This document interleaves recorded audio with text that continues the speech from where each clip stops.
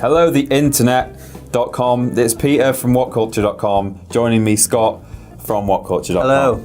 Good start. Another classic intro there from Peter. We're definitely fully awake. We've definitely not spent a lot of time playing games. Yeah. Talking of which, I mean, you have got a game. You've been playing a game. What game have you been playing, Scott? So For Honor is finally out, and in a weird sort of way, Ubisoft released it just after the open beta, so a lot of people got a lot of hands-on time with it, and then like the day after, they were just like, here's the full game. Yeah. So in a way, I think it's actually quite polarizing, but we'll get to that stuff. I think it's going to be a little bit better if you just ask me a bunch of stuff that you want to know. Rather than let you go and get all caught up in a million different things that you want to talk about. I've got a lot of things to say. I still don't know whether it's really good or really bad. There's a lot of stuff. Okay. But we'll get there. Fair enough. Well, try and give us a first impression in a nugget. What's your overall kind of take-home headline? It's honestly, it's like I'm usually quite okay at getting my opinions straight. I honestly think that the first impression you'll have with For Honor is very negative, because I think that it's very original. The way that they've designed the combat is it's predicated on being one-on-one. You're always looking at your opponent's icon. You have like an icon that's made up of 3 segments, and so does everybody else. Right.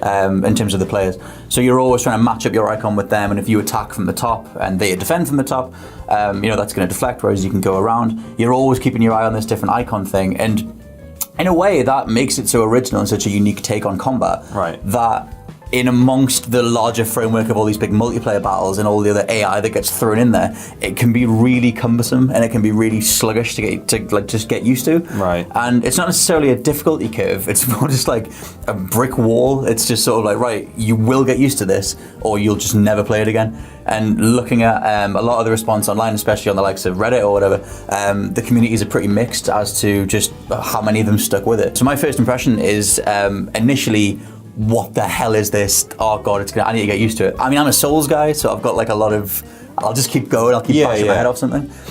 So my initial impression was very negative. I did rage quit out of it at one point. Oh. And then I was just like, no, I've got to keep going. Okay. Went back into it, and I'm more positive on it now. But again, it's, as you can tell, it's weird, man. It's a weird, unique game. So it's built around basically one core mechanic that you've got an option of 3, and so does your opponent, and depending on which one you both go for, that.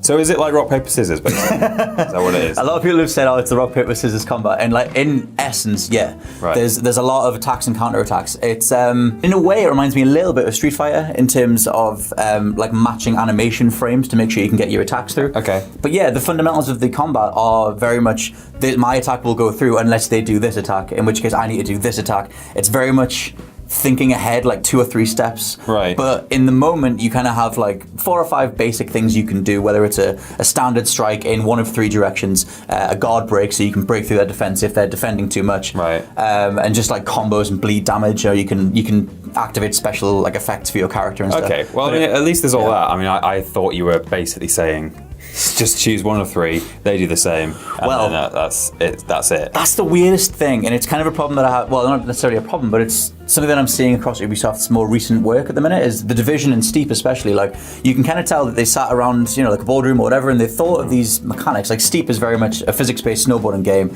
and then they built a world around that. They built the whole, just like carve your own path down the mountains. The Division, third-person shooter, very basic third-person shooter. Yeah. There's not much more to it than the shooting. For Honor has this really cool mechanic at the heart of it, but within a couple of hours, you get the feeling that you've kind of seen it all.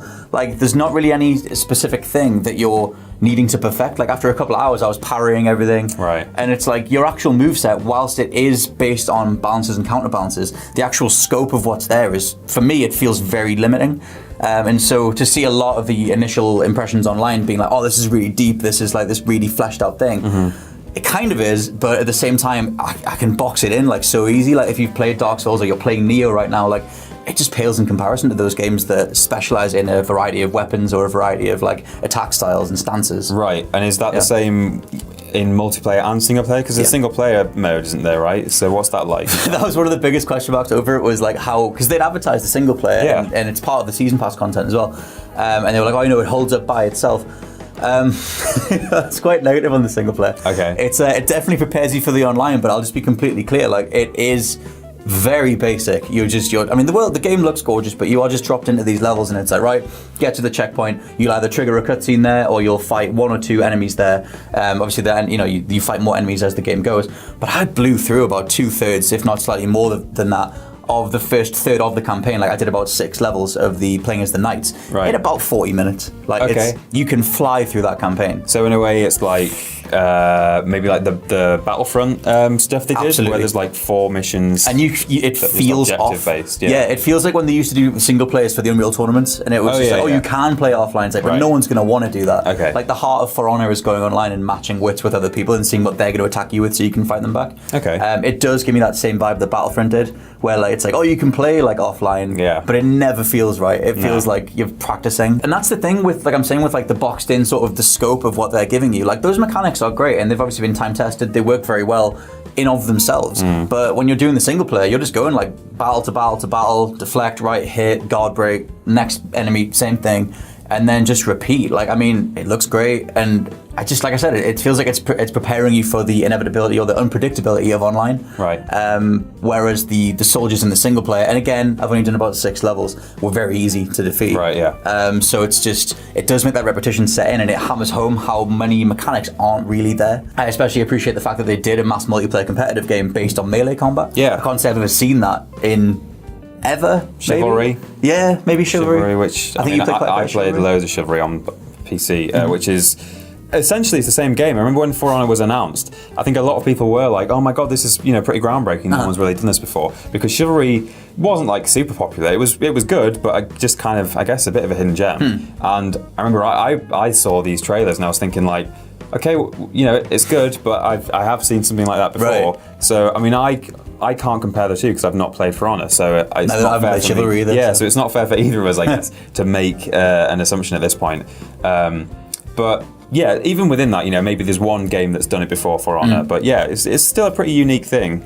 That's one of the biggest takes I put on the bottom of here in capital letters. Ultimately, a good thing, because I've come out of For Honor being like, regardless of whether you like it or not, regardless of whether it pushes you away because of just the way that the combat is. Yeah. The fact that a studio like Ubisoft put this much money and this much budget and this much intent behind such an original premise, like especially compared to their catalog, that's an admirable thing to me. I still think that's a really good thing to see.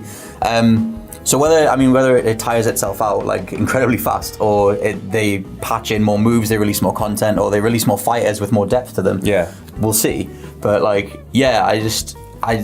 glad I'm not reviewing it, because I don't know what the hell I would give it right now. I think it's weird. But is there more to it than that in terms of the microtransactions? Are there like customizable aesthetic like objects you can wear and stuff? That is all there is. Right. And there's a lot of that stuff. There's a hell of a lot of that stuff. Okay. But that's the main reason you're going to go online. Whether you obviously want to get better at the game, but that's what you're doing. You're accruing an in-game currency called steel, which you can also buy for microtransactions, because of course you can. Right, yeah. But you're also going to get that from the different battles, and then you use that to buy more fighters or to buy more customizable bits of gear. Okay. And the thing that annoys me with this is the same thing that's in Overwatch, where they include duplicates. So you buy blind boxes. You can buy 500 steel for a blind box, and it'll give you 5 bits of gear. But they might be duplicates, and because there's a salvage system, you just feed your duplicates back in. Okay. So but you probably make a loss on that, though, right? Yeah, you will, but they won't. No, yeah. And it's like that's the whole thing with those duplicate salvage systems. It's good business, but it's a cold proposition. Right. If you've actually spent some additional cash. So the multiplayer is the bread and butter. Like the single player prepares you for the multiplayer. In fact, on the main menu, multiplayer is the top option. It's not even single player. Okay. So they're just telling you, and the game opens with a tutorial for the multiplayer. Right. And then if you go into the story mode, it gives you another tutorial. Okay. Whatever. But point being, the main bread and butter of For Honor is going online, taking part in these massive skirmishes and trying to fight other players. I had a really cool, maybe might be the big takeaway positive, because when For Honor's firing on all cylinders, I was in the middle of a big battle, I was fighting another player, and 2 of the other soldiers that was on this guy's team ran in, and I was just I fought this guy off, I deflected him, I killed this dude, and then all these other little minions ran in to try and be we'll defend or whatever, and killed 11 in a big swoop, and it was like Boromir's death in Fellowship of the Ring. I was just hitting, deflecting, trying to do stuff, and I eventually got brought down by like 20 little minion dudes who Right. were just hacking away at my shins for like 5 hours. Yeah. Again, they've thought of some really cool stuff. Yeah. There's a whole season mode based on the multiplayer as well, where like whatever matches you win, you feed your they're called war assets or war bonds. You feed them back into this multiplayer based on the faction you are, whether it's Knights, Vikings, or Samurai. Right. And then you would I would put my war bond. I'd play like a bunch of matches, and I represent Samurai because I've signed with them, and I'd be like, oh, here's all my war assets for the Samurai, and you might go away as a Viking and then like play like all night and have 20 matches, and then put your bonds up again to Right. support the Vikings, and then across weeks those territories shift and the matches change. okay.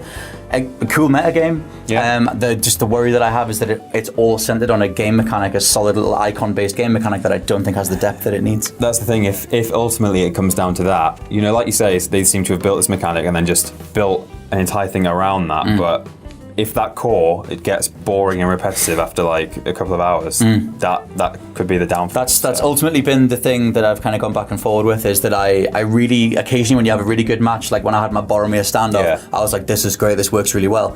But that's one occasion across a few hours. Right. So it's hard, man. I mean, for a first impression, I would kind of say wait. I want to see. I'd be curious to see how this evolves over the next few weeks and whether Okay. people actually stick with it. We have our own review hopefully coming in a couple of weeks, but for now, it's the weirdest thing I've played in a long time, but that can only really be a good thing when Okay. it's Ubisoft putting it out. Well, there's the take-home message then. Weirdest thing Scott has played in a long time. And I play everything. You play some weird shit sometimes. Well, as you say, stay with What Culture Gaming for a full review coming soonish. Hopefully soon, yeah. We'll see. challenge Jules and see how fast he gets. Yeah, through it. blame Jules if it's not soon.